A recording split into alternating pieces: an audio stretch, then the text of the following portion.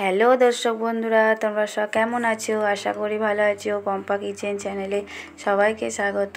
আজ তোমাদের সাথে একটা রেসিপি শেয়ার করতে চলে এসেছি। দেখো বন্ধুরা, আজকে বানাবো লাল ডাঁড়ি দিয়ে চিংড়ি মাছের রেসিপি। দেখো, তার মধ্যে সবজি দেব ঝিঙে, আলু আর বেগুন। দেখো বন্ধুরা, মশলা নিয়ে নিচ্ছি 2 চামচ জিরে, বড় চামচের 1 চামচ সর্ষে, 3টে কাঁচা লঙ্কা আর নিয়ে নেব 2টো পাকা লঙ্কা শুকনো। এই মশলাগুলো ভালোভাবে বেটে নেব বন্ধুরা। তোমাদের সঙ্গে শেয়ার করতে পারলাম না।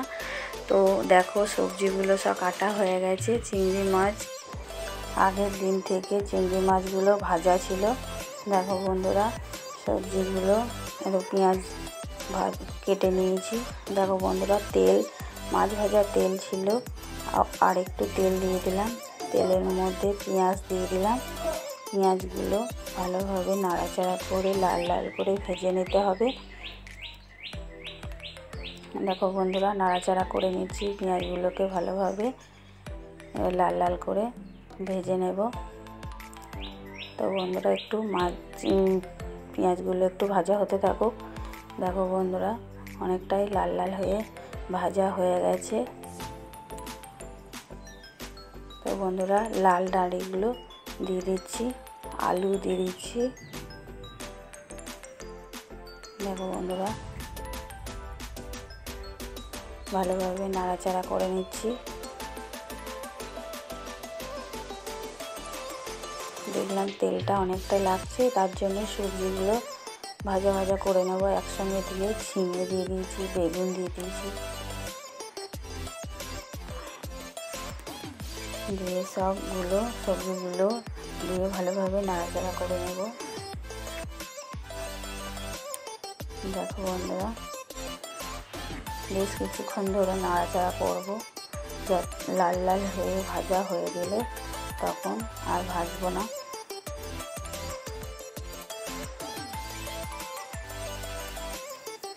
দেখো বন্ধুরা, অনেকটাই লাল লাল হয়ে ভাজা হয়ে এসেছে সব সবজিগুলো।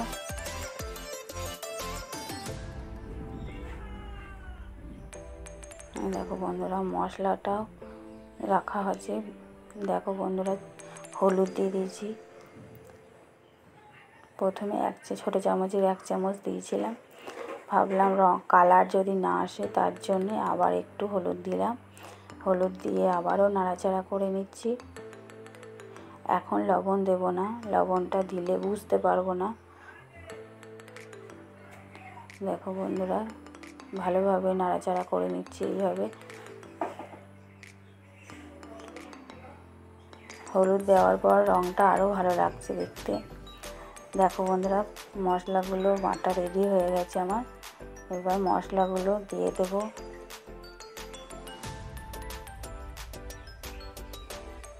দেখো বন্ধুরা, মশলাগুলো দিয়ে দিলাম। মশলাটা দিয়ে আবারও 2 পাক ভালোভাবে নাড়াচাড়া করে নিচ্ছি। বেশিক্ষণ নাড়াচাড়া করলে সর্ষেটা তেঁতো হয়ে যেতে পারে। দেখো, মশলার বাটি ধুয়ে যে জলটা থাকে, সেই জলটা ফেলে দিইনি, ওই জলটাই আবার দিয়ে দিলাম তরকারির মধ্যে। ওই বাটি পরিমাণে 1 বাটি জল দিলাম। তো সেদ্ধ হতে থাকুক বন্ধুরা, লাল ডাঁড়ি, আলু এগুলো সেদ্ধ হতে থাকুক। আর বেগুন, ঝিঙে তো বেশিক্ষণ লাগে না সেদ্ধ হতে। লবণ দিয়ে দিচ্ছি দেখো বন্ধুরা, পরিমাণ মতো 1 চামচ,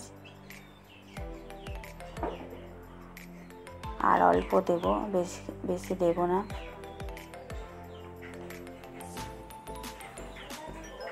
দেখো বন্ধুরা,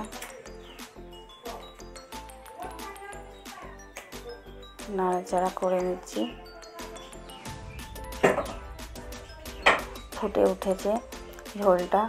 এবার মাছগুলোকে দিয়ে দেবো, চিংড়ি মাছ ভাজাগুলোকে।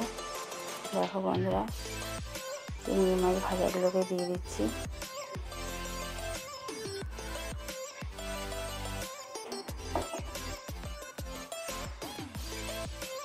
এবার ঢাকা চাপা দিয়ে দেবো 5 মিনিট মতো।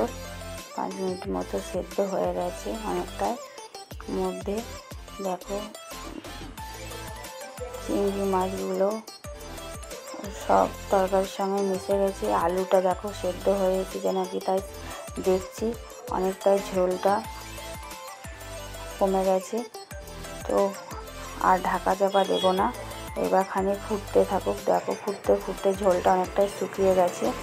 তো এবার নামিয়ে নেব, আর বেশিক্ষণ ধরে নাড়াচাড়া করব না।